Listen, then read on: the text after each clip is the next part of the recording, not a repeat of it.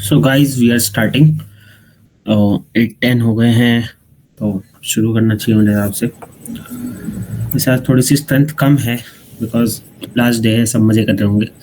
सो एक बार house the जोश guys, एक बार थम्स अप हो जाए, थोड़ा सा मोटिवेशन रहे सबके लिए। या यार देखो, साल का लास्ट दिन है, पता है सब मजे करते हैं, हम भी कर रहे हैं, तुम भी करोगे, but still skill building is important ना। तो इसीलिए हम भी आए हैं। आप लोग का भी बहुत बहुत सही है कि आप लोग स्किल बिल्डिंग में काम कर रहे हो। भैया जो है बहुत गिटहब वाला पार्ट नहीं आता फोक। हाँ, गिटहब का जो गेट पोल और गेट की जितनी भी चीज़ें हैं वो आज क्लियर कर दी जाएंगी, जो भी है। If you have any doubt you can ask us on the group and the general section also. कोई नहीं। So first of all, my name is Sagar Kumar Jha and he is Divyansh Raj. I am the mentor for the web development पूरा domain के लिए, and he is Divyansh Raj, the instructor of web development domain. Okay, so guys, welcome to the day 3 of Tech Winter Boot Camp. So आज हम पढ़ेंगे JavaScript के basic. I know JavaScript सबको tough लगती है, वो पता है मेरे को कि टफ है, वो चीज़ है टफ, क्योंकि जावास्क्रिप्ट एक जैसे HTML उसकी पूरी स्ट्रक्चर फ्रेम करता है, CSS उसमें जो आप कह सकते हैं टाइप से ब्यूटीफुल कर देता है, खूबसूरती डाल देता है, सारी चीज़ स्टाइलिंग जिसे कहते हैं वो करता है। जावास्क्रिप्ट उसके अंदर फंक्शनैलिटी डालता है। Without JavaScript there is nothing in the website. JavaScript ही बेसिक्स है और जावास्क्रिप्ट ही एडवांस है। For the web development you must know how to handle the JavaScript. जितने फंक्शन है, असिंक अवेट जो भी है इसके अंदर, सब चीज़ आपको आनी चाहिए। सो ये सेशन करीब 2 या 3 दिन का रहेगा जावास्क्रिप्ट का, जिसमें हम पार्ट बाय पार्ट जावास्क्रिप्ट को कवर करेंगे। आई होप सबने अपना अपना असाइनमेंट कर लिया होगा। ये मीटिंग के एंड में डिस्कस करेंगे असाइनमेंट्स के बारे में, और जो भी आपको लग रहा है कि ये नहीं हुआ, ऐसे नहीं हुआ, वी विल डिस्कस सारी थिंग जो भी है उसके अंदर की। जावास्क्रिप्ट की इंपॉर्टेंस आप लोग को पता चली गई होगी। बटन में क्या फंक्शनैलिटी डालनी है, कैसे डालनी है, बटन किस हिसाब से मूव करेगा, क्या पे पॉइंट करेगा, कैसे कौन सा फंक्शन काम करेगा, सारी चीज़ जावास्क्रिप्ट करता है। ML में भी इसका यूज़ आता है। बैकएंड में तो पूरी जावास्क्रिप्ट ही भरी पड़ी है। फ्रंट एंड तो जावास्क्रिप्ट के बिना कुछ भी नहीं है। आप स्टाइल कर लोगे, फ्रेमवर्क डाल दोगे, जो भी फ्रेमवर्क भी यूज़ कर रहे हो तो उसमें जावास्क्रिप्ट है। रिएक्ट भी हम पढ़ा रहे हैं तो रिएक्ट JS है, तो React JS means React JavaScript. So importance मेरे हिसाब से थोड़ी बहुत सबको समझ आ गई होगी। सो लेट्स द जोश बिगिन। अब Divyansh will start. So Divyansh, okay guys. Thank you Sagar. So या तो अब हम शुरू कर रहे हैं जावास्क्रिप्ट। तो जावास्क्रिप्ट बेसिकली है क्या? अभी तक हमने HTML पढ़ा, CSS पढ़ा, और जैसा कि सागर जी ने हमें बताया कि जावास्क्रिप्ट एकमात्र ऐसी लैंग्वेज है जो हमारे ब्राउजर को समझ आती है। हम किसी भी तरीके का कोड लिख लें, हम बैकएंड में पाइथन यूज करें, कुछ भी यूज करें, हमेशा जो डॉम बनता है, document object model, we will also learn about it today, तो वो जो बनता है वो सारा जावास्क्रिप्ट के ही बेसिस पे बनता है। और जो लैंग्वेज हमारे ब्राउजर को समझ आती है वो जावास्क्रिप्ट ही है। आते हैं पहले पॉइंट पे कि जावास्क्रिप्ट का यूज क्या है। अभी तक हमने HTML CSS पढ़ा, बन तो रही थी वेबसाइट, अगर हमें कुछ नेविगेट करना था, हमें कुछ भी करना था, बन तो रहा था सब कुछ। हमें जरूरत क्या है जावास्क्रिप्ट की? हमारे बटन्स को यूज करने के लिए, हमने बटन टैग देखा अपने HTML में, उसको यूज करने के लिए हम जावास्क्रिप्ट का यूज करते हैं। उसको अपने वेबसाइट को डायनेमिक बनाने के लिए, एक स्टैटिक और एक डायनेमिक वेबसाइट में जावास्क्रिप्ट ही है जो डिफरेंस लाता है। जावास्क्रिप्ट में हम लॉजिक लिखते हैं कि कैसे हमारा जो वेबसाइट है वो कैसे काम करेगा, और ये वो एकमात्र ऐसी लैंग्वेज है जो ब्राउजर को समझ आती है।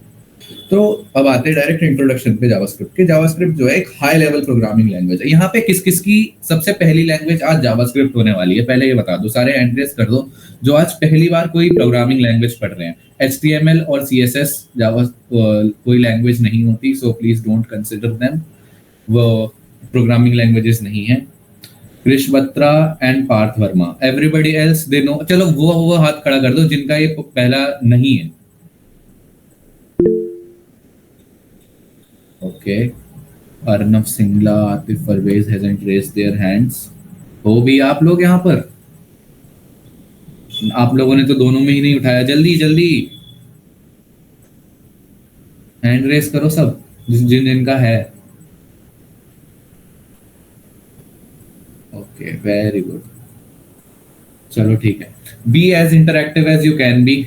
यहाँ पे हम आज 31st को सब बैठे हैं, तो let's make the most out of it. Fun करेंगे, 1 घंटे की क्लास है, उसके बाद आप लोगों को जो करना है करना, बट फिलहाल के लिए लेट्स फोकस और जानते हैं कि जावास्क्रिप्ट कैसे चेंजेस लाती है हमारे वेबसाइट में। तो जावास्क्रिप्ट क्या है? एक हाई लेवल लैंग्वेज है। दो तरीके की लैंग्वेज होती है, एक लो लेवल लैंग्वेज, एक हाई लेवल प्रोग्रामिंग लैंग्वेज। तो आओ सबसे पहला हमारा कोड डायरेक्ट शुरू करते हैं। आज डायरेक्ट कोड लिखना शुरू करते हैं। मैं अपनी स्क्रीन शेयर करता हूँ और सब अपना VS कोड खोल लो। या एक सेकेंड,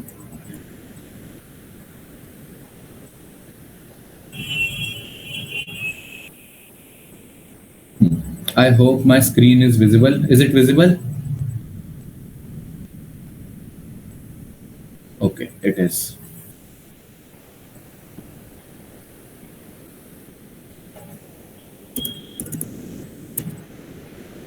So, अगर आपकी ये पहली प्रोग्रामिंग लैंग्वेज है, तो आज मैं आप लोगों को हेलो वर्ल्ड सिखाने जा रहा हूँ, बेसिकली प्रोग्रामिंग लैंग्वेजेस का। भैया हाँ भैया एक चीज बोलनी थी भैया। जैसे भैया रिकॉर्डिंग हो जाती है ना, तो कभी कभार ना भैया बहुत छोटा जो टेक्स्ट होता है ना, जैसे मेरे 2 दिन की मेरी रिकॉर्डिंग छूट गई थी, तो मैंने कल में ही कंप्लीट कर ली थी, बट जो टेक्स्ट है ना इसका बहुत छोटा छोटा आता है, तो लाइव में कुछ दिखता नहीं है भैया, तो उसका बस एक रिमाइंडर दे दो। अब ठीक है? हाँ भैया ठीक है, thank you.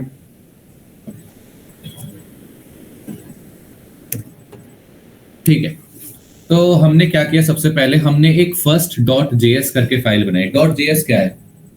JS is short for JavaScript. हम अगर हमें कोई भी फाइल डिफाइन करनी है और हम चाहते हैं कि हम उसमें जावास्क्रिप्ट की स्क्रिप्ट लिख पाए, तो हम क्या कहेंगे कि हमें anything.js, index.js, script.js। तो .js जो है वो हमारा एक्सटेंशन है। तो शुरू करते हैं। console.log hello world।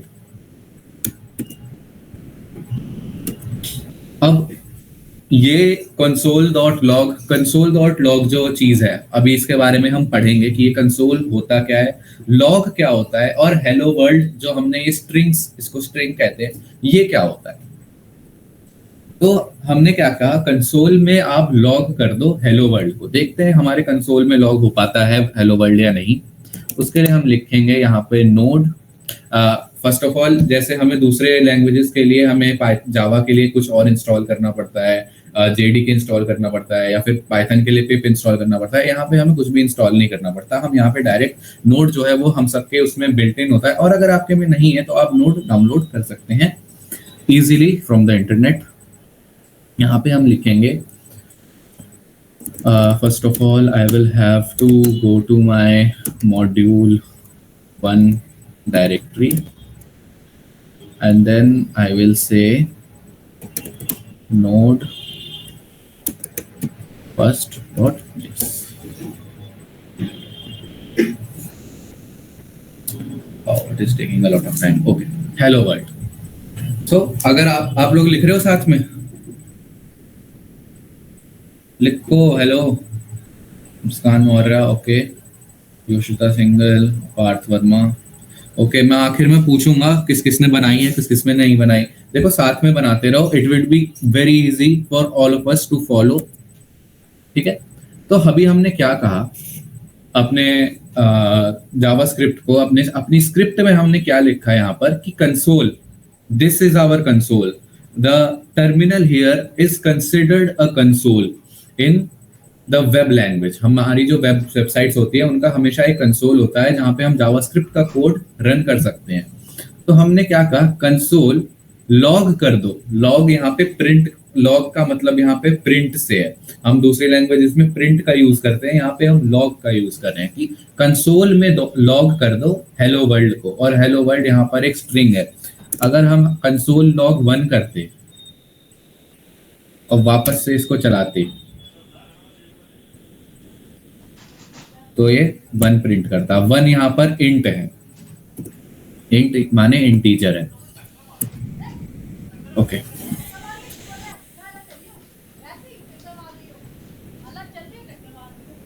Arnav, can you please pin the presentation to the screen, to everyone's screen?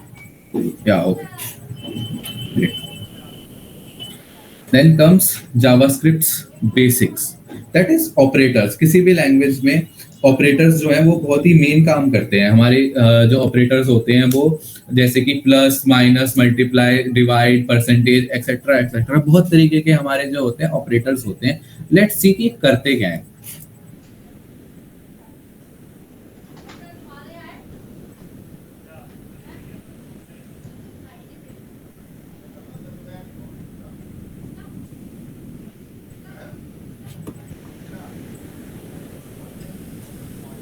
सबसे पहले हम वेरिएबल्स देखते हैं। वेरिएबल्स क्या होता है? वेरिएबल्स हम यूज करते हैं डिफाइन करने के लिए। अब हमने यहाँ पे लिखा है where a is equals to 10। यहाँ पे where का मतलब क्या है? where का मतलब है डिक्लेरेशन है। where यहाँ पर a के लिए हम a को यहाँ पर डिक्लेयर कर रहे हैं with the use of where, और हम a को सेट कर रहे हैं 10 के इक्वल। अच्छा, मुझे कोई ये बता दो कि console.log यहाँ पे हम C कर रहे हैं। ये तो सिंपल लॉजिक है, सबको समझ में आ रहा होगा यहाँ पे क्या क्या हो रहा है। मुझे एक बार चैट में बता दो कि console.log C जब हम करेंगे तो यहाँ पे क्या आएगा।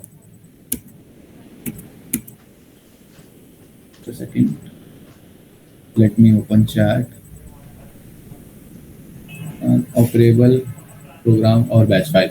ओके जुबैर आलम, आपको नोड जो है वो इंस्टॉल करना पड़ेगा। Node.js इंस्टॉल आप लिख लो उस पे, या फिर आई वुड सजेस्ट कि आप NVM का यूज करो तो बहुत अच्छा रहेगा, नोड वर्चुअल मैनेजर। वैसे अभी आप एक चीज कर सकते हो यहाँ पर फॉलो करने के लिए। अगर आप लोगों के डिवाइसेस में नोड नहीं है, आप यहाँ जाओ, किसी भी वेबसाइट का खोल लो, console.log हेलो वर्ल्ड, ठीक है। अगर आपको फॉलो करने में दिक्कत हो रही है तो आप ऐसे भी कंसोल को यूज कर सकते हो। यहां से आपको पता लगा कि हर वेबसाइट में जो है कंसोल होता है, ठीक है। अगर आपके डिवाइस में नोड नहीं है तो आप इस चीज का यूज कर सकते हैं। Okay, value of C. Sorry Krishbatra, what are you trying to write? 30, yeah, 30 would be the answer। 30 यहाँ पे हमारा आंसर होगा वेरिएबल ए और वेरिएबल बी को प्लस करने का। ऐसे ही यहाँ पे अगर हम माइनस लिखेंगे तो इनके बीच में जो भी माइनस करके जो भी डिफरेंस आएगा वो होगा मल्टीप्लाई, डिवाइड, मॉड्यूलो एक्सेट्रा। और फिर आते हैं हमारे कंपैरिजन। यहाँ पे कंपैरिजन का मतलब है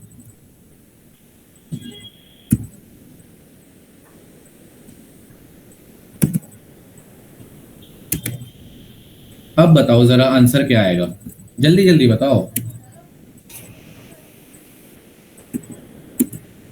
What would be the answer to this? What would be logged in the console after executing this?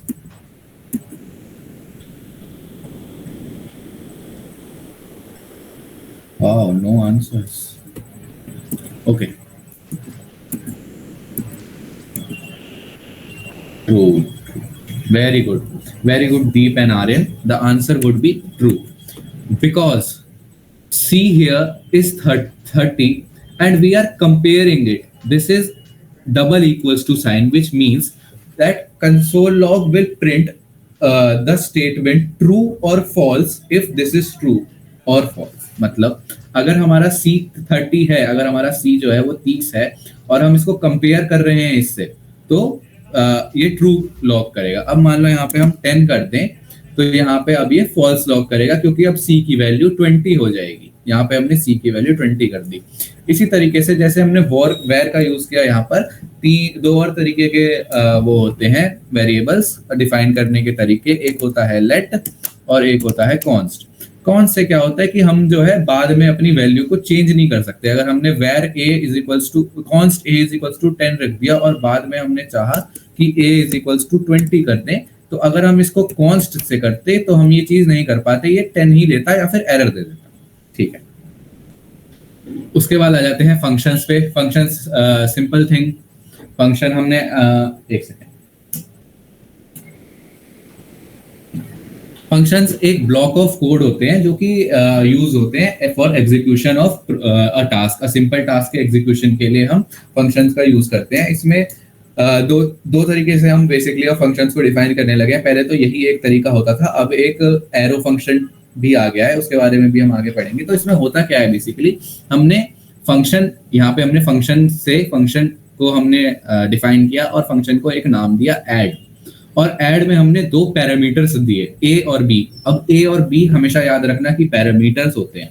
उसके बाद हमने इसमें रिटर्न कर दिया। रिटर्न जो है वो फंक्शन के साथ आता है। जब भी हमने फंक्शन डिफाइन किया और हमें उससे कुछ रिटर्न करना है तो वो हमेशा रिटर्न से हम डिफाइन करेंगे। तो अब रिटर्न क्या कर रहे हैं, ए प्लस बी, और फिर हम बाद में कंसोल लॉग कर दे रहे हैं ऐड ए और हमारा ये रहा बी। अब हम इसका यूज कहाँ करते हैं? आप लोग बोलोगे कि भैया सिंपल यहाँ पे क्यों ना हम यहाँ पे डायरेक्ट लिख दें कंसोल डॉट लॉग 10 + 20। हम ऐसा भी तो कर सकते थे, हमने इतना टाइम वेस्ट क्यों किया, हमने फंक्शंस क्यों बनाए? मान लो आपको 1000 बार ऐड करना हो कहीं पर और हर बार अलग अलग वैल्यूज हो, आप फॉर लूप का यूज नहीं कर सकते उस जगह जहां पे हर बार अलग अलग वैल्यूज हो। आपको 1000 बार ऐड करना है। चलो यहाँ पे तो हमने ऐड लिखा है। मान लो कोई बड़ा फंक्शन होता, हमें किसी चीज को डिफाइन करना होता, हमें वेबसाइट के किसी इंपॉर्टेंट पार्ट को डिफाइन करना होता, तो हम क्या करते, और वो भी बार बार करना होता सेम चीज, तो हम फंक्शंस का यूज करते हैं। Functions are there to make our life easy for these type of things. फिर आ जाते हैं लूप्स पे। अगर हमें कंसोल डॉट लॉग करना है, वो हम चाहते हैं कि 1 से लेकर 5 तक, 1 से लेकर 10 तक, 1 से लेकर 15 तक हम नंबर्स को वो करें, या फिर हम सिंपल चाहते हैं कि हम कंसोल डॉट लॉग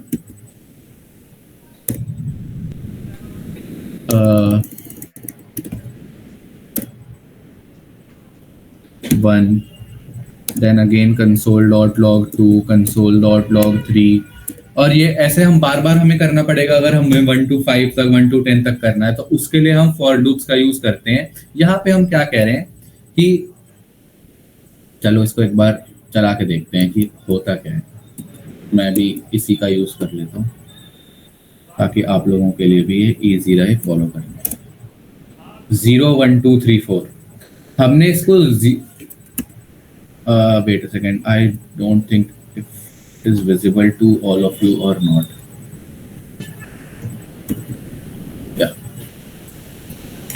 हमने यहाँ पे क्या कहा, वेरिएबल i हम 0 से स्टार्ट कर रहे हैं और उसको 5 तक लेके जा रहे हैं, 5 बार उसको चला रहे हैं।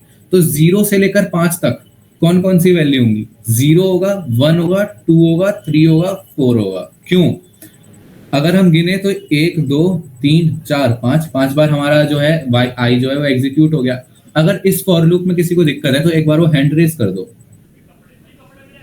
और वी शुड मूव ऑन, क्योंकि थोड़ा सा लंबा हो सकता है वाला टॉपिक अगर डेप्थ में समझाया जाए। क्या किसी को डाउट है? ओके, किसी को भी डाउट नहीं है, गुड। एरेज बहुत ही इंपॉर्टेंट है जावास्क्रिप्ट में। जब हम रिएक्ट का यूज करते हैं, रिएक्ट जो कि एक फ्रेमवर्क है जो कि हम इसके ऊपर जावास्क्रिप्ट के ऊपर यूज करते हैं डॉम मैनिपुलेशन के लिए। अभी हम सीखेंगे डॉम मैनिपुलेशन क्यों होता है, और जावास्क्रिप्ट बहुत ही बुरी तरीके से डॉम मैनिपुलेशन को हैंडल करता है। इट इज नॉट, मतलब जब पहले वेबसाइट सिंपल होती थी तो हम जावास्क्रिप्ट का यूज कर लेते थे, सिंपल जावास्क्रिप्ट का, पर अब हम उसका यूज नहीं कर सकते। इसलिए हम एरेज का यूज, इसलिए हम अब न्यू फ्रेमवर्क्स का यूज करते हैं। और ऐसी जगहों पर जैसे कि फ्रेमवर्क्स में एरेज का बहुत ज्यादा इस्तेमाल होता है। तो ये वाला अच्छे से देखना। हमने यहाँ पे एक एरे डिफाइन किया है। एरे डिफाइन कैसे किया है हमने एक वेर दिया, vegetables is equals to something something something. तो यहाँ पे हमारी एक ही जगह पर 3 वेरिएबल्स हैं, समझ रहे हो आप? एक ही जगह पर हमने 3 अपने वेरिएबल्स को डिफाइन किया, पोटैटो, टोमेटो एंड अनियन। और हम कंसोल लॉग, मान लो हमने यहाँ पे कंसोल लॉग फ्रूट्स एट 0 किया है। हमेशा एरेज में इंडेक्सिंग 0 से स्टार्ट होती है। तो ये जो है ये हमारा 0th इंडेक्स है, ये हमारा फर्स्ट इंडेक्स है और ये हमारा सेकंड इंडेक्स है। तो console dot log fruits at 0, बताओ जरा क्या प्रिंट होगा?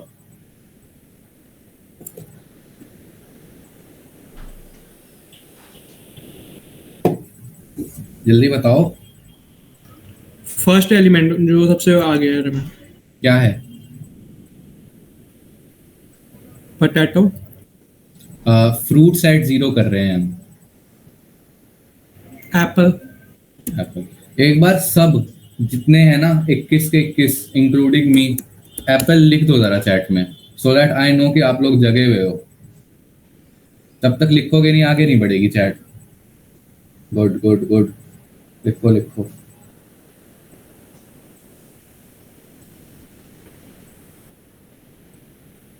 लिखो आगे। सक्षम। पार्थ। पार्थ ने लिख दिया आई गेस। ओके चलो ठीक है। उसके बाद ऑब्जेक्ट्स। ऑब्जेक्ट्स भी हमारा एरे की तरह ही, I hope this is clear to all of you. उसके बाद हमने यहाँ पे फॉर लूप का यूज किया है हमारे फ्रूट्स के सारे एलिमेंट्स को एक साथ प्रिंट करने के लिए। तो आई होप दैट ये बहुत ही क्लियर होगा कि अगर हम एक फॉर लूप का यूज कर रहे हैं और इसको फ्रूट्स डॉट लेंथ तक लेके जा रहे हैं, इस एरे की जो लेंथ है वो 3 है और ये 3 बार हम चला रहे हैं, तो 0 1 और 2 0 से स्टार्ट करेंगे और 3 बार चलाएंगे तो 0 1 2, तो तीनों के तीनों जो हमारे एलिमेंट्स हैं वो प्रिंट हो जाएंगे या फिर लॉग हो जाएंगे हमारे कंसोल में। I hope this is clear to all of अस।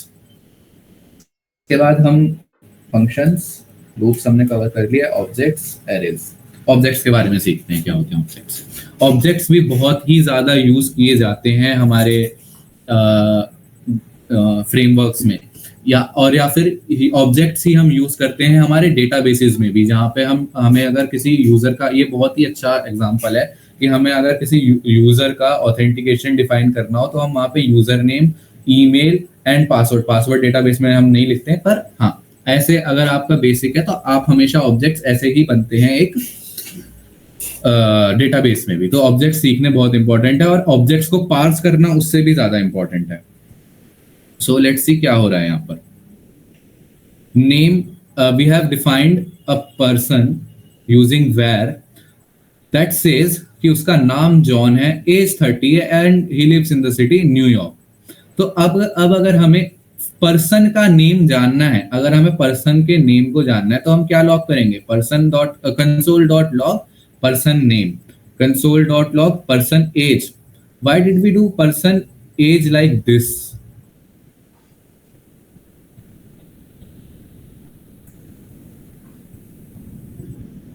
सी यहाँ पे हमें क्या होगा ना, जब हम कंसोल डॉट लॉग करेंगे ना पर्सन और फिर एज को, यहाँ पे हम क्या कह रहे हैं कि हमने हमारे ऑब्जेक्ट के पर्सन के जहां पे भी एज है उसको हमें प्रिंट करना है। हम यहाँ पे डॉट एज लिख के भी कर सकते थे, लेकिन हमने यहाँ पे ऐसे भी, ये कहने का मतलब है कि हम यहाँ पर ऐसे भी चीजों को डिफाइन कर सकते हैं। अगर हमें कंसोल डॉट लॉग कराना है या फिर हमें इसी चीज को कहीं और स्टोर करना है तो हम ऐसे भी लिख सकते हैं, एक एरे का यूज, एक एरे के अंदर रख के उसको। ऐसे ही console dot log person dot city. I hope everything is clear till now. आते हैं नेक्स्ट पे। अभी हमने फंक्शंस के बारे में पढ़ा। हाँ, अभी हमने फंक्शंस के बारे में पढ़ा, अब हम फंक्शंस के बारे में और जानते हैं। चलो, फंक्शंस जो है बहुत ही इंपॉर्टेंट है हमारे जावास्क्रिप्ट में, क्योंकि अभी हम जानेंगे क्योंकि देखो तो फंक्शंस होते क्या है। फंक्शंस अभी हमने जाना फंक्शंस क्या होते हैं कि हमें हमारा एक ब्लॉक ऑफ कोड है जो कि एग्जीक्यूट हो रहा है और उसके बाद ही हमारा उसके नीचे वाला कोड चलेगा। हमेशा जावास्क्रिप्ट जो है ना वो एक सिंगल थ्रेड में चलती है। अगर हमारा ऊपर से कोड जो है वो एग्जीक्यूट होना शुरू हुआ है तो वो नीचे एक 1 बाय 1 आएगी। अब मान लेते हैं कि हमें कहीं से डेटा फेच करना या फिर हमने कुछ टाइमर लगा रखा है अपने कोड में, तो क्या होगा, हम नहीं चाहते कि वो टाइमर जो है, हमारा जो बाकी का कोड है वो वेट करे उस टाइमर के एंड होने का, और या फिर हमारा जो बाकी का कोड है वो वेट करे उसके खत्म होने का। तो हम क्या करते हैं, प्रोमिसेस, हम सबसे पहला तरीका जो यूज होता है इसको एसिंक्रोनस प्रोग्रामिंग कहते हैं। इस एसिंक्रोनस प्रोग्रामिंग को सॉल्व करने का उसे कहते हैं कॉल बैक्स। फिर हमारे आते हैं प्रोमिसेस और फिर हमारा आता है async and await. Async and await हर जगह यूज होता है। एसिंक एंड अवेट आप रिएक्ट में इतनी जगह देखोगे कि आप जब यूज करने लगोगे रिएक्ट को तो आपको लगेगा कि वाह ये कितनी इजी चीज थी और इसको हम कॉल बैक्स और प्रोमिसेस से क्यों मतलब कंफ्यूज कर रहे थे। तो आते हैं एसिंक्रोनस प्रोग्रामिंग होता क्या है।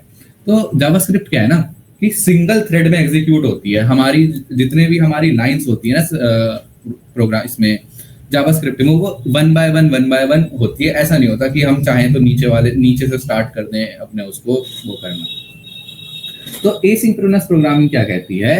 Asynchronous programming is used to handle operations like API calls, timers and file reading. इसी चीज को हैंडल करने के लिए, ताकि अगर किसी एपीआई को फेच करने में ज्यादा टाइम लग रहा है, एपीआई के बारे में अभी हम पढ़ेंगे, मैं बताता हूँ क्या होता है। एपीआई को अगर फेच करने में ज्यादा टाइम लग रहा है तो उसको हम एसिंक्रोनस प्रोग्रामिंग से सॉल्व करते हैं।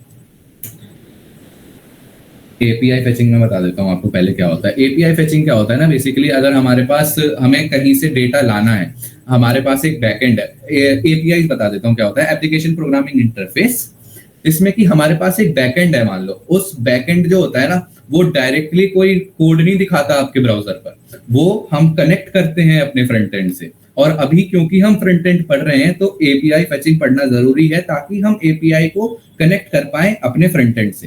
तो एपीआई फेचिंग जब हम करते हैं ना तो ऐसा हो सकता है कि जब हम डेटा ले रहे हैं हमारे बैकएंड से तो वो कुछ टाइम लगा रहा है या कहीं पे फेल हो रहा है या कुछ भी हो रहा है। तो इस वजह से एसिंक्रोनस प्रोग्रामिंग का यूज किया जाता है ताकि हम इसमें आने वाले एरर्स को भी हैंडल कर सकें। ठीक है, तो सबसे पहला जो हमारा तरीका है वो है कॉल बैक। अब कॉल बैक में क्या होता है कि हम आर्ग्यूमेंट के अंदर आर्ग्यूमेंट देते जाते हैं कि अगर नहीं हो रहा तो उसके बाद ये करो, फिर उसी के अंदर ये करो, उसी के अंदर ये करो। इसकी वजह से क्या होता है, जो हमारा डेटा होता है ना, ये हमारा सबसे पहला तरीका था एसिंक्रोनस प्रोग्रामिंग करने का। और इसमें क्या होता है कि हमारा जो जावास्क्रिप्ट होता है ना वो हार्ड टू रीड हो जाता है, जो और hard to read makes it hard to debug. और जहां पे जावास्क्रिप्ट में डीबगिंग हमारे हाथ से चली गई वहां तो हमारे हाथ से जावास्क्रिप्ट ही चला गया, उसके बाद वो वेबसाइट किसी काम की नहीं रही। तो इसीलिए हम कॉल बैक्स का यूज नहीं करते हैं। अब हम यूज करते हैं या तो प्रोमिसेस का या फिर async and await. So promises क्या होते हैं? प्रोमिसेस कोई मुझे बताना चाहेगा आईआरएल प्रॉमिस क्या होती है, मतलब रियल लाइफ में हम प्रॉमिसेस कैसे कहते हैं? ब्रूस ली आप ही बता दो यार, प्रॉमिस क्या होता है? आईआरएल मतलब रियल लाइफ में हम प्रॉमिसेस किसे कहते हैं?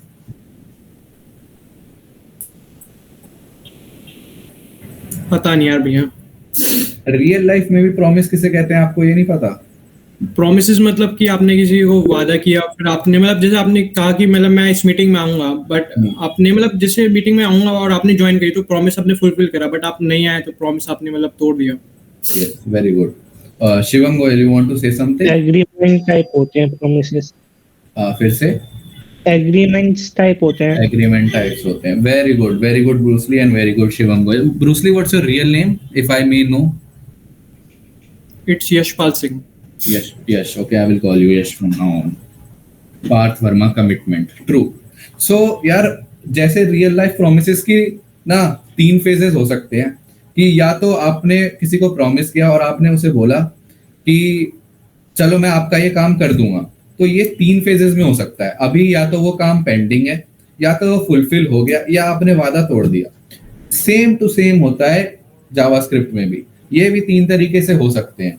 या तो आपका जो प्रॉमिस है वो पेंडिंग स्टेट में रहेगा, या तो वो फुलफिल हो जाएगा, या तो वो रिजेक्ट हो जाएगा। अब फिर फायदा क्या हुआ प्रॉमिस का?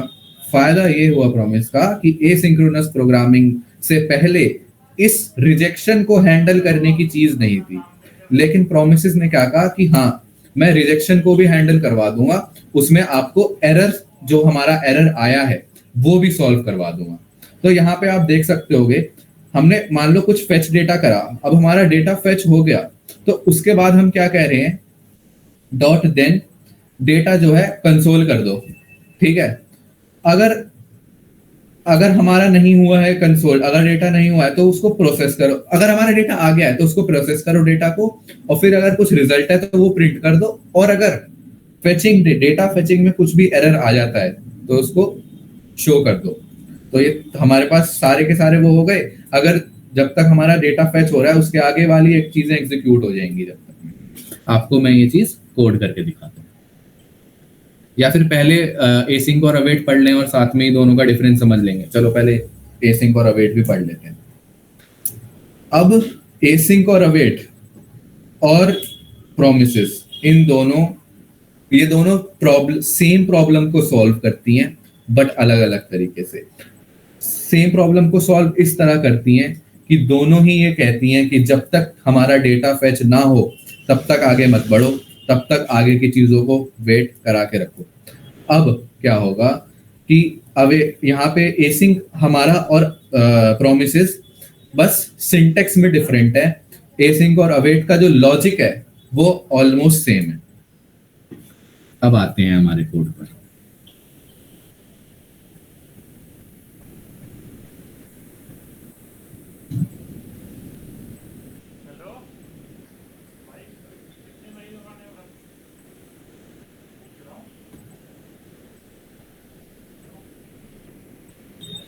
callbacks. So callbacks हमने पढ़ा कि is a function that is passed as an argument to another function. callback के बारे में पढ़ रहे हैं, जो सबसे पहला तरीका है हमारे उसको सॉल्व करने का, हमारे प्रोग्रामिंग, उसको asynchronous प्रोग्रामिंग को सॉल्व करने का। Executed after its parents function has completed. ये क्या कह रहा है कि जब तक हमारा नीचे वाला सॉल्व नहीं हो, जब तक हमारा नीचे वाला सॉल्व नहीं होगा, जब तक हमारा पेरेंट वाला जो फंक्शन है वो एग्जीक्यूट नहीं हो जाता। अब हम यहाँ पे क्या कर रहे हैं, सेट टाइम आउट लगा रहे हैं। एक देखते हैं पहले तो सेट टाइम आउट होता क्या है।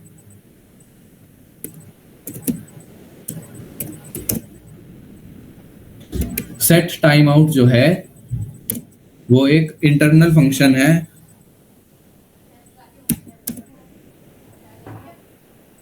वो एक इंटरनल फंक्शन है जावास्क्रिप्ट का। अब इसमें होता क्या है बेसिकली, वेट अ सेकंड, मैं कोड कंप्लीट कर दूं, इसकी जरूरत नहीं है।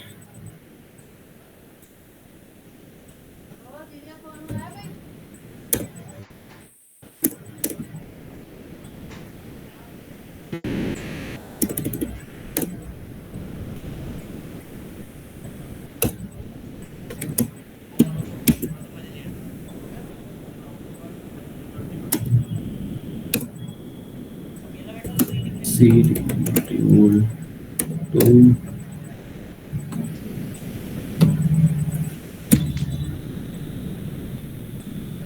to node set time process।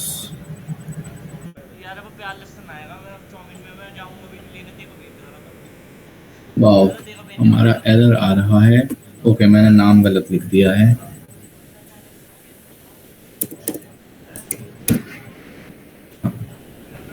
तो हमने यहाँ पे देखा कि हमारा स्टेप 2 जो है वो पहले एग्जीक्यूट हो गया और स्टेप 1 जो है सॉरी वो हमारा 1 सेकंड के डिले के बाद ही आया। अब मान लो हमें चाहिए कि भैया जब तक ये एग्जीक्यूट ना हो तब तक हमारा अगला कोड ना चले, तो हम क्या करेंगे, हम कुछ भी नहीं कर सकते अगर हम कॉल बैक्स, प्रोमिसेस या एसिंक अवेट का यूज ना करें।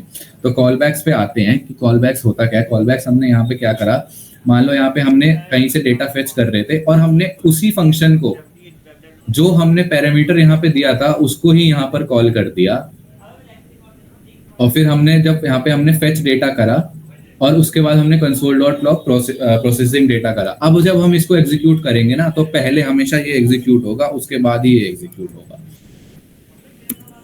Just a second.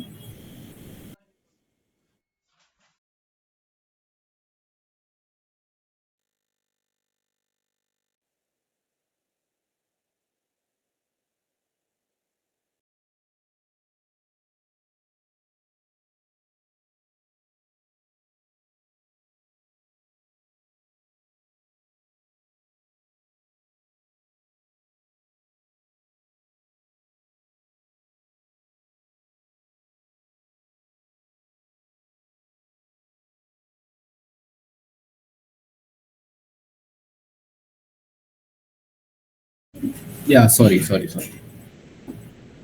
Where were we?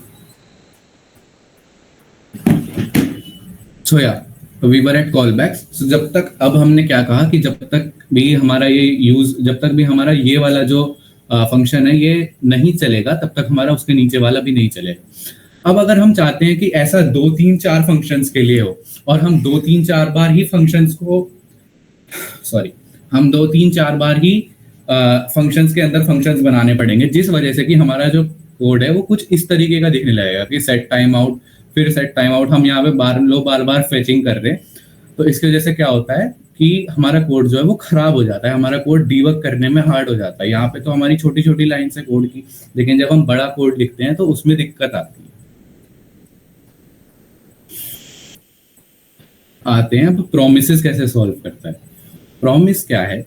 Promise एक ऑब्जेक्ट है हमारा, अभी हमने ऑब्जेक्ट के बारे में पढ़ा था।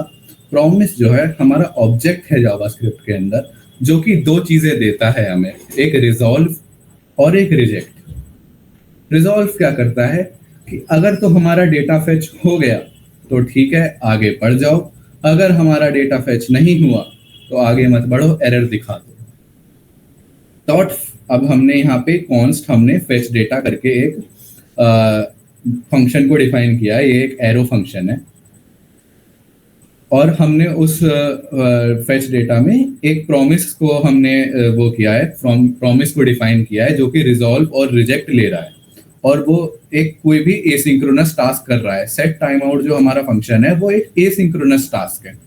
अब हम क्या कह रहे हैं, अब हमने यहाँ पे इसको कॉल किया और हमने बोला अगर फेच डेटा अगर तुम्हारा अंदर का जो काम है वो कंप्लीट हो जाए, अगर तुम्हारी फेचिंग कंप्लीट हो जाए तो क्या कर दो भैया कि हाँ ठीक है, डेटा को लॉग कर दो। और अगर ऐसा नहीं है, अगर तुम कैच कर लेते हो कोई भी एरर, तो उसको इस एरर को कंसोल कर दो। Simple thing. हमने जो उतनी सारी चीजें करी थी कॉल बैक में, उतनी सारी चीजें नहीं करनी पड़ी। और अगर हम यही चीज चेंज करनी चाहते हैं, जैसे हमने वहां पे देखा कि एक के अंदर बार बार हमें प्रोमिसेस डालने, कॉल बैक्स डालने पड़ रहे थे, यहाँ पे हमें वो चीज नहीं करनी पड़ेगी। मान लो इसी वाले फेच डेटा की बात कर लेते हैं, अगर हो गया तो प्रोसेस कर लो डेटा को। मान लो कुछ भी डेटा है उसको हमें प्रोसेस करना है, यहाँ पे तो सिंपल हमारा एक स्ट्रिंग था। मान लो हम कोई बड़ा डेटा भी ले रहे होते तो उसको प्रोसेस कर लो डेटा को। यहाँ पे हमने बस लिखा है, लेकिन हम अगर हमें असलियत में भी प्रोसेस करना होता तो हम वो करते हैं। डॉट देन हमने एक बार ये कर लिया है, ये ध्यान रखना कि हमने एक बार रिजॉल्व कर लिया है और हम वापस से रिजॉल्व कर सकते हैं यहाँ पर सेम चीज को। हमारा जो भी रिजल्ट आएगा उसको हम वापस से कंसोल, हमारा डेटा प्रोसेसिंग के बाद जो भी रिजल्ट आएगा वो उसके बाद ही होगा। अब तुम्हें समझ में आया कि कहाँ पे यूज हो रहा है। अगर हमारा डेटा ही नहीं फेच हो पाता तो कभी हमारा रिजल्ट बनता ही नहीं। ये जो है ना रिटर्न डेटा से हम रिटर्न प्रोसेसिंग डेटा, ये जो है ये हमारा बेसिकली रिजल्ट को वापस दे रहा है हमें। इसका जो रिजल्ट आएगा ना वो यहाँ आएगा और वही हम कंसोल कर रहे हैं। और इस पूरे प्रोसेस में कहीं पर भी एरर आ जाए तो भैया हमने रिजेक्ट कर दिया है उसको। प्रॉमिस जो ऑब्जेक्ट था उसने रिजेक्ट कर दिया हमारे डेटा को या फिर हमारे फंक्शन को, और सिंपल एरर को कंसोल कर दो। अभी हम डेटा फेचिंग सीखेंगे और वो डेटा फेचिंग हम सब साथ में कोड करेंगे। आ जाते हैं एसिंक्रोनस जावास्क्रिप्ट पर। What is asynchronous JavaScript? Sorry, what is async and await in JavaScript?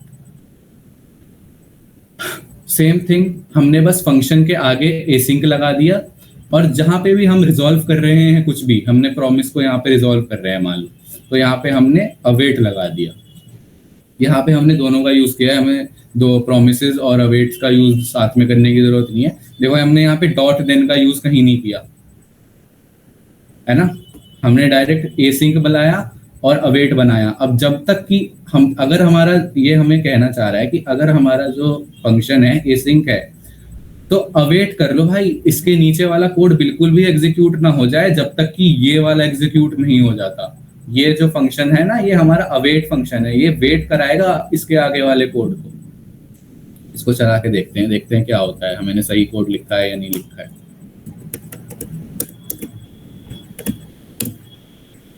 Okay sorry, node async.js.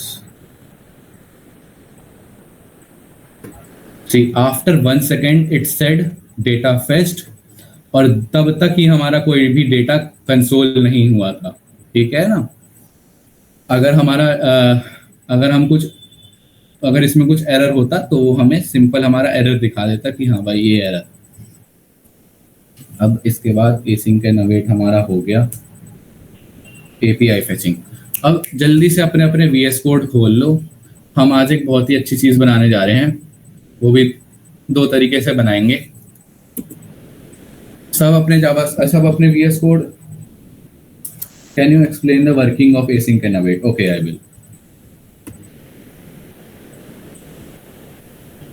Okay, promises समझ नहीं आया, एसिंक और अवेट। अच्छा चलो मैं फिर से बता देता हूँ। पहले हम प्रॉमिसेस और एसिंक अवेट जान लेते हैं कि होता क्या है। प्रॉमिस हम तब यूज करते हैं जब हमें डेटा को फेच करना होता है एक एपीआई एंड पॉइंट से, या फिर कोई भी हमें एसिंक्रोनस टास्क करना है ना जब, तो हम एसिंक या फिर प्रॉमिसेस का यूज करेंगे। हमने यहाँ पे क्या कहा, मान लो हमें फेच करना है ये वाला एपीआई, ये कोई एक एपीआई है, ये जो एपीआई है एक पब्लिक एपीआई है। अगर तो ये फेच हो गया, हम यहाँ पे सिंपल आप सिंटैक्स समझो कि यहाँ पे क्या हो रहा है, ठीक है।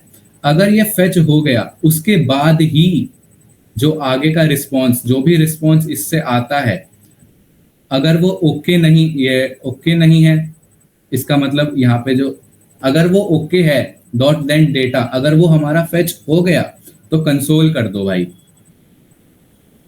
ये हमारा प्रॉमिस कहता है। डॉट सिंटेक्स का फर्क है एसिंक और अवेट में, एसिंक और प्रॉमिस में, ये याद रखना। हमने फेच कराया, मान लो हम कोई भी एसिंक्रोनस फंक्शन कर रहे होते, एसिंक्रोनस टास्क कर रहे होते कोई सा, तो हमने फेच करा, हमने किसी भी एंड पॉइंट से फेच करा, उसके बाद हमने ignore this for a little time, ठीक है। अगर तो वो फेच हो गया डॉट देन, उसके बाद ही आगे वाला एग्जीक्यूट होगा, और अगर नहीं होता है तो हम ये कर देंगे, एरर को कंसोल कर देंगे। प्रॉमिसेस समझ में आए या फिर से समझाऊं? जल्दी बताओ। Bruce Lee is okay. I want to ask from Atif and Aryan. नहीं, आर्यन का तो एसिंक अवेट का है, okay. So I hope everyone is okay with promises. Now let's come to async and await. Same thing, हमेशा ये याद रखना, promises और async and await same thing है। हम क्या कह रहे हैं, हमने एक फंक्शन को, हमें पता है, अच्छा मान लो हमें पहले से पता है कि हमारा जो ये फंक्शन होने वाला है, ये हम कहीं से कुछ फेच कर रहे हैं, जिस वजह से कि हमारा जो ये फंक्शन होगा वो एक एसिंक्रोनस फंक्शन होगा, ये फंक्शन एक एसिंक्रोनस टास्क को एग्जीक्यूट करेगा। तो हमने क्या कह दिया भाई, ये तू एसिंक है, the function fetch code, you are asynchronous for now, okay. Then we are using try and catch here. अभी ट्राई एंड कैच को छोड़ते हैं, आगे बढ़ते हैं। देखो हम क्या कह रहे हैं, हमने अवेट कराया, const response is equals to, मैंने बताया था कॉन्स्ट क्या होता है, कॉन्स्ट क्या करेगा, रिस्पॉन्स में डाल देगा जो भी ये फेच करेगा यहां से। और अवेट हमने यहाँ पे लगा के ये डिफाइन कर दिया कि जब तक भी ये ना हो जाए फेच, जब तक भी हमारा जो डेटा आएगा इस वाली एंड पॉइंट से, जब तक भी ये फेच ना हो जाए आगे मत बढ़ जाना, अवेट करा देना आगे वाले सारी चीजों को। यहाँ पे भी ये यही कह रहा था, जब तक फेच ना हो तब तक आगे मत बढ़ जाना, अगर हो गया है तो डेटा लॉक कर दो यहाँ पर, और अगर नहीं हुआ है तो कैच करके हमें एरर दे दो, लेकिन आगे वाली चीजें मत एग्जीक्यूट कर देना, ठीक है। एसिंक और अवेट आ गया, आर्यन वाधवा, ओके। अगर फिर भी कोई प्रॉब्लम है तो मुझे प्लीज एक बार लिख दो, don't shy away from asking your doubts, I am here to tell you 100 times. अगर अभी भी किसी को डाउट है, I will count till 5, write it, yes, write a yes or write a no. 1, 2, 3, 4, 5, okay. Yeah. I hope all of this is clear. So let's execute what I have written here. This would probably be the last thing that we will study. After this, we have DOM manipulation. This is basically the basics of our JavaScript, and these things take a little time to understand and little time to learn. I will share some very good resources in the group that you can follow. JavaScript usually takes about a week to understand, and then you can go on to making good websites. तो पहले इसको जरा हम देखते हैं कि मैंने ये क्या लिखा है.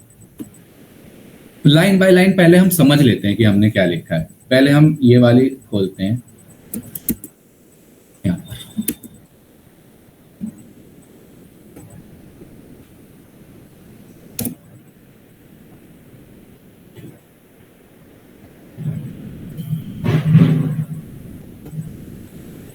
हमारे पास एक कोट आ गया.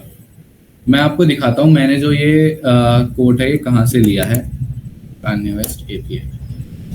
Kanye West as you might all know कि कान्ये वेस्ट कौन है. इनके नाम पे किसी ने सीखने के लिए ही एक API एंड पॉइंट बनाया है. API एंड पॉइंट आप भी बना सकते हो. It is very easy to make. इन्होंने एक पब्लिक REST API बनाई है. अब इसमें हो क्या रहा है, जब भी हम रिफ्रेश करते हैं तो एक कोड जो कि कान्ये वेस्ट ने बोला है वो आ जाता है.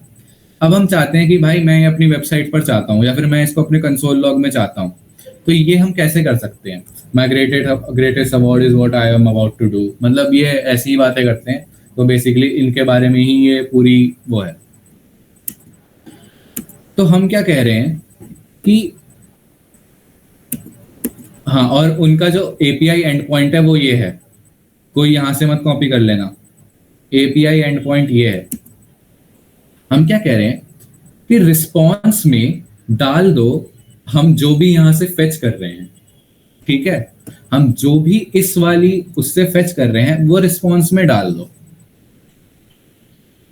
और हमने एसिंक और अवेट क्यों लगाया है ये भी शायद मैंने बता दिया, क्योंकि हमें पता है कि API से डेटा लेना एक टाइम कंज्यूमिंग प्रोसेस हो सकता है, और which is why we are using async and await. और अवेट हम उसी फंक्शन पे लगाएंगे, उसी जगह लगाएंगे, उसी फंक्शन के साथ में लगाएंगे जो कि टाइम लेगा एग्जीक्यूट होने में.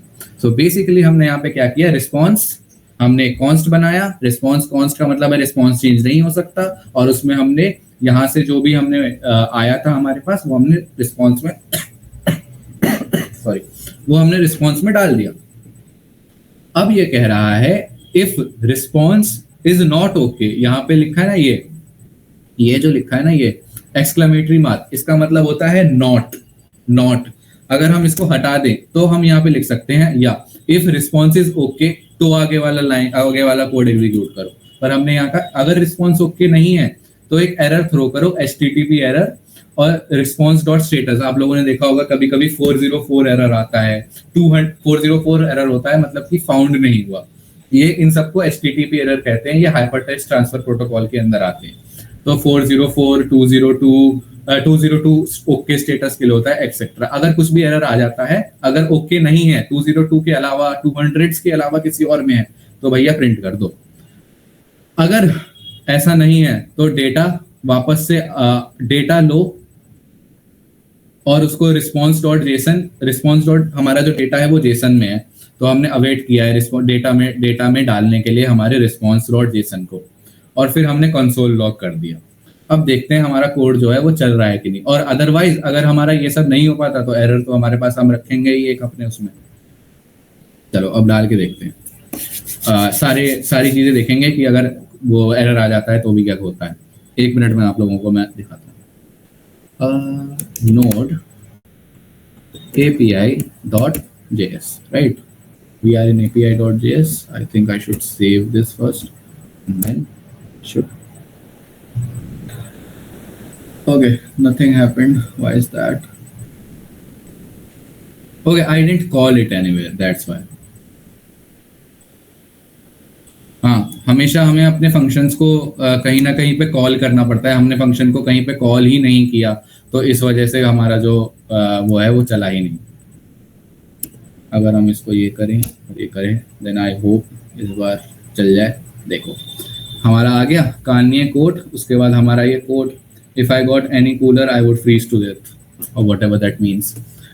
सो This is how API fetching works. Most of the time, whenever you are working with simple front-end projects, you will have to work with it.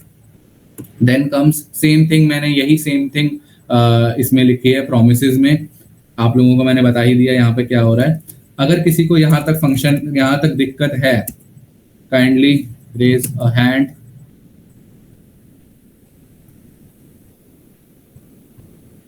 अगर किसी को प्रॉब्लम नहीं है तो वो एक नो भी लिख सकता है चैट में. जल्दी जल्दी, हम बहुत ही कम लोग बचे हैं, 16 लोग ही बचे हैं, तो I guess we should all be active, क्योंकि हम we are moving towards the last of the presentation. Yes लिख दो यार, नो लिख दो, चलो ठीक है, जो भी लिखना है लिख दो, no doubts. Okay, very good. हमने एपीआई फेचिंग देख ली, एपीआई फेचिंग हमने जान लिया, एपीआई को फेच कैसे करते हैं, एपीआई होता क्या है, सारी चीजें हमने देख ली. अब आ जाते हैं डॉक्यूमेंट ऑब्जेक्ट मॉडल पे. भैया आप अभी तक हमें ये पढ़ा क्या रहे थे, हमने तो कल वेबसाइट बनाना सीख रहे थे और अचानक से हम ये कंसोल पे आ गए. Why are we here, why are we on the console. तो कंसोल जो हमारा टर्मिनल है ना, अभी आप लोगों को लग रहा होगा कि हमें हर चीज वेब पे करनी चाहिए, हमें हर चीज एक वेबसाइट पे दिखनी चाहिए. तो DOM जो है ना, document object model manipulation, DOM manipulation जो है helps you with that only. हम जो है अपने HTML टैग्स को सेलेक्ट कर सकते हैं, यूज कर सकते हैं with the help of this. Today we are gonna just focus on the basics of DOM. Tomorrow we will learn about advance DOM manipulation. तो DOM होता क्या है, सबसे पहले हम DOM के बारे में जानते हैं. देखो, जब भी हमारी कोई भी वेबसाइट लोड होती है ना, तो एक ट्री लोड होता है उसका. हम एक सबसे ऊपर बॉडी होगी, उसके अंदर कुछ और होगा, H1 होगा, और उसके अंदर उसके नीचे कुछ और होगा. ऐसे करके एक पूरी ट्री जो है वो आती है ना. कोई और HTML ट्री रहती है, वो HTML स्ट्रक्चर रहता है. उसी जावास्क्रिप्ट में, जावास्क्रिप्ट को भी HTML में ही कन्वर्ट कर दिया जाता है. ब्राउजर्स को HTML से बहुत प्यार है, तो वो HTML में ही पूरे के पूरे हमारी वेबसाइट को कन्वर्ट कर देते हैं, चाहे आप उसको रिएक्ट में लिखो, व्यू में लिखो, किसी भी चीज में लिखो. तो उसी चीज के मैनिपुलेशन को, उस चीज को हम मैनिपुलेट कैसे करते हैं. हमें H1 था कहीं पर, हमने अगर सिंपल HTML लिख रखा है तो कहीं पर H1 था, और उस H1 के अंदर कुछ मान लो था ही नहीं, पर हम चाहते हैं कि जब यूजर टाइप करे कुछ, मान लो यूजर ने अपना नाम टाइप किया और वो उस वेबसाइट के H1 टैग के पास H1 के अंदर आना चाहिए, तो वो जो चीजें हैं ना, वो हम DOM मैनिपुलेशन से करते हैं. और उसके अंदर हम यूज करते हैं डॉक्यूमेंट ऑब्जेक्ट का. यहाँ पे आप लोग देख सकते हो डॉक्यूमेंट लिखा हुआ है. तो ये जो डॉक्यूमेंट है ना, ये HTML को ही हम यहाँ पे फोकस कर रहे हैं. कल हम सीखेंगे कि हम स्क्रिप्ट टैग कैसे लगाते हैं और स्क्रिप्ट का कैसे यूज करते हैं HTML में. तो बेसिकली हम 3 तरीके से हमारे डॉक्यूमेंट की चीजों को टारगेट कर सकते हैं. Gate element by ID, you will most of the time you will see this, get element by ID. get element by class name, get element by class name you will see very less, because हम एक बार में एक से ज्यादा class name बहुत सारे elements के रख सकते हैं. That is not true for ID. हम एक बार में एक ही एलिमेंट का ID एक ही रख सकते हैं, हम 2 एलिमेंट्स की सेम ID नहीं रख सकते. और बाय टैग भी एक तरीके, टैग जैसे कि टैग मतलब उसके साथ टैग भी जैसे क्लास नेम हो गया वैसे ही टैग नेम हो गया. उसके बाद CSS सेलेक्टर्स होगा, जैसे कि H1 हम डायरेक्ट पूरे के पूरे वेब पेज के H1 को ही सेलेक्ट कर रहे हैं, या फिर multiple selector, same. So it's 9:03. That was all for today. If anybody has any problems regarding yesterday's assignments plus today's class, they can open their mic and ask me. Bruce Lee, Yash, you had some problems. हाँ भैया, सबसे पहली problem भी मुझे मतलब ये थी, मतलब कि जैसे जो ये फ्लिक्स, एक मिनट, जो ये फ्लिक्स जो डायरेक्शन है, मैंने इसको मतलब पहले यूज नहीं करा. तो मैं जो बटन को मतलब जैसे अगर उसको कहीं पे भी डालना था, मतलब पुट करना होता था, तो मैं उसमें मतलब वो क्या बोलते हैं, ये मार्जिन और ये क्या बोलते हैं हाइट वेट, और थोड़ा मतलब मार्जिन 200 पिक्सल कुछ ऐसी दे के मतलब कर लेता था. बट जैसे आपने सिखाया था, तो इसमें फ्लिक्स डायरेक्शन तो मैंने थोड़ा सा सीख लिया था कि वो मतलब अलाइनमेंट के लिए होता है. फिर जो फ्लिक्स डायरेक्शन या जो जस्टिफाई कंटेंट है और अलाइन आइटम है, इन दोनों में थोड़ा भैया दिक्कत आ रही थी भैया. मतलब जैसे इसको वो जो बाकी के 4 टेक्स्ट थे ना, जिनको मतलब ऊपर फिट करना था, उनको अलाइन कैसे करना था, उसके लिए थोड़ा दिक्कत आ रही है। अच्छा, तो तुम्हें बेसिकली कल वाला जो असाइनमेंट है उसमें प्रॉब्लम है, राइट?